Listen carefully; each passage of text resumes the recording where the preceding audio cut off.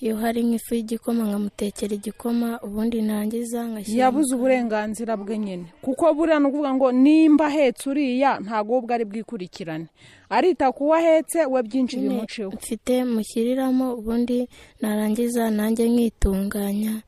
Ni mu kagari ka Munyinya, umurenge wa Rukomo, akarere ka Gicumbi.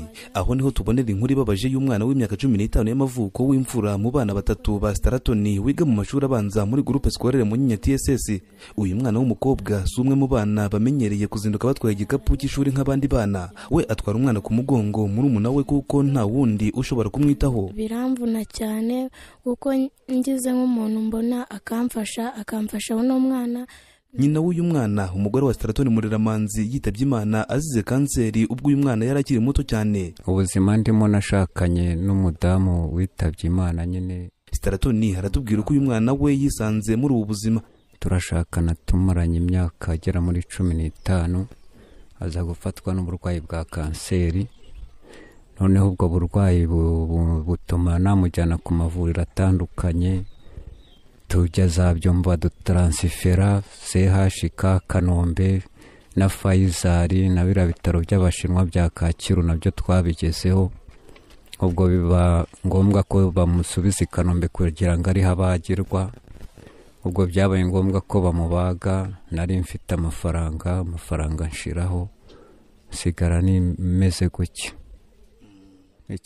Uwo munsi nyakwigendera yitaba Imana byahinduye byose mu rugo. Uwo mwana w'imfura yahise hajya mu nshingano atarakuye kuba afite ku myaka ye, kwita kuri murumuna we nko kumugaburira, kumuhoza igihe yariraga, ndetse hakarenzaho kumuheka ajya ku ishuri kugira ngo hatamusiga wenyine mu rugo. Mfite n'umwana, hari nk'ukuntu umwana yiriza bitewe n'icyo ashaka, bikaba ngombwa ko ntacyo mfite hafi aha. Ariko se wabo Mureramanzi Staratoni ni umukozi w'umunsi ku munsi, atwara abantu ku igare kugira ngo abone icyo abana barya, ariko uko akora kose amafaranga aboneka ntahagije. Umwana aravuga ko hari igihe bakunda kuburara, ariko ntacike intege kuko azi ko ejo hashobora kuba heza kurusha none. Mu ishuri uyu mwana yicara hagati y'abandi, ariko umutima we nturi mu masomo gusa. Yitegereza umwana ahetse areba niba asinziriye neza cyangwa se atangiye kurira. Yasinzira akamujyana mu cyumba bamweretse agomba kujya muryamishamo. Abandi bana biga batekanye, ariko we abatekereza uko arongera kwita ku mwana mugenzi we niyongera kwicura.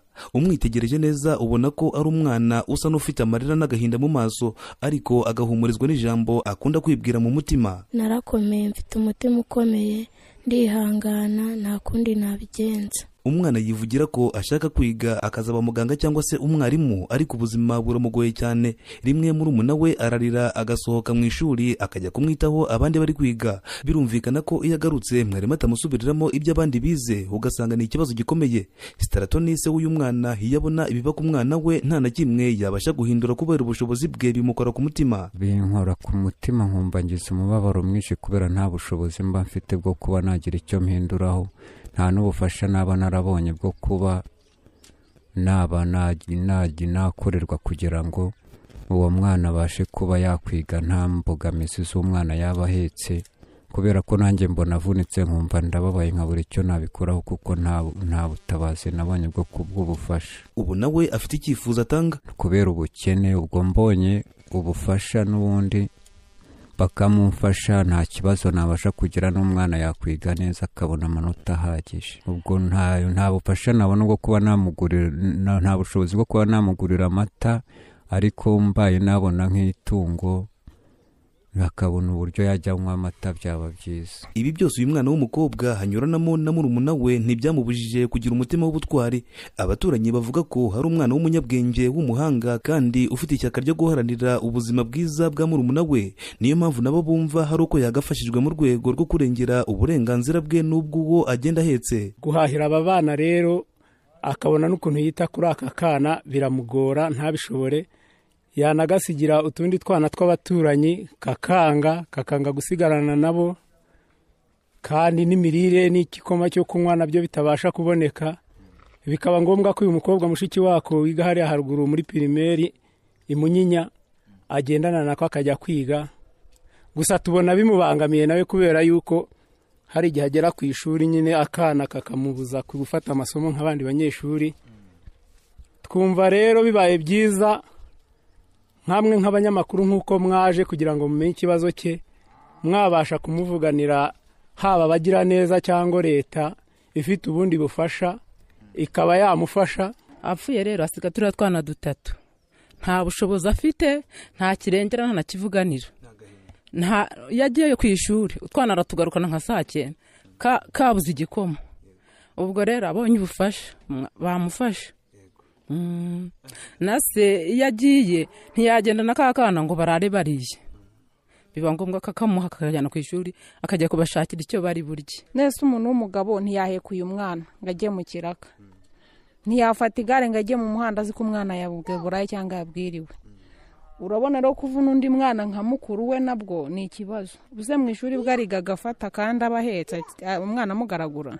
Ni ikibazo ubuyobozi bw'akarere ka Gicumbi bwashyize mu biganza by'umurenge wa Rukomo, nabo biyemeza kugikemura mu buryo Bayingana Jean Marie Vianney, umunyamabanga nshingwabikorwa w'umurenge, agarukaho. Yagize ibyago nyina arapfa, asiga abana b'imfubyi. Navuganye n'ababishinzwe no ku rwego rw'akarere kugira ngo uwo mukozi ushinzwe abana ku karere kugira ngo abe yashakirwa marayika murinzi. Umwana ushakirwa rero marayika murinzi n'utagira umuryango, none we urumva afite umuryango.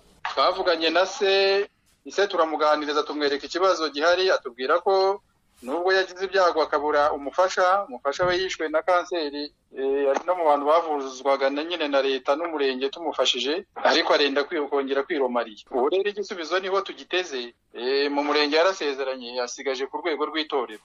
Icyo kibazo umuryango wagize ni ikibazo kidasanzwe, imiryango itishoboye irunganirwa. Ise yari umunyonzi, ariko kuba yakunganirwa izo gahunda zose wari uvuze, reka ashake umugore, kandi urumva ni biri hafi, tuzabunganira ibyo uburyo bwose bwashoboka, kuko urumva ikibazo cyo gifite kirumvikana.